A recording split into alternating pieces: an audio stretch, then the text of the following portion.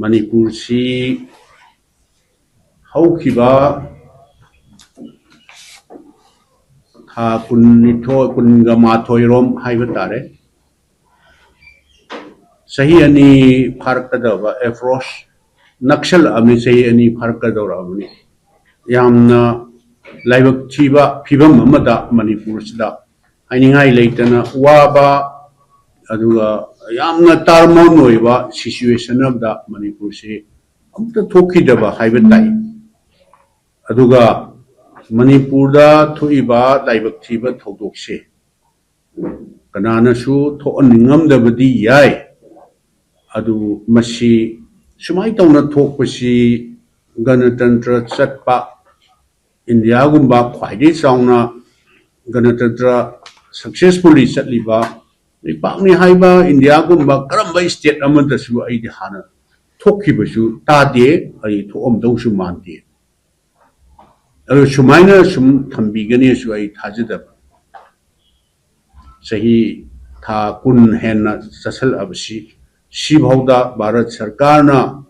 Manipur sida yengiba mieng haiba tare lei Manipur da sab manaba party absolute majority leiba BJP government state sida haiba tare leina Manipur sida thokriba thodok awaba anaba sicheng mayam sigi marakta hoi akoi party na Congress party na shasan paiba matam desu president rule suspended animation si masi thokidabadi natieba aduga situation sidi yam thina khetnaba matamda thokiba haiba tare adu akoina asa su tawdaba aduga akoi party gi di Manipur gi praja sing gi interest ta Manipur gi praja sing na PR pamoy session manungda every 5 days private member resolution logodaba yaba logodaba adu manungda amani aduna akoi hariba private member resolution ma book to tamda before 5 days numit mangani gi mamangda akoi masi motion se thadar hodabani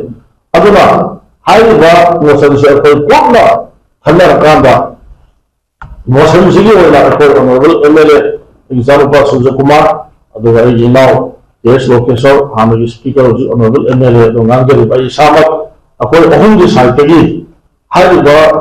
khunga pasing se masigi ai nama semaga moru protection pina na bugila mukta motion private member motion nama resolution ma muk to ba aila ai horan press te yen thok sage modi copy du puja laksari ai masigi motion se akoi hau giba ang tare minute mangani haibina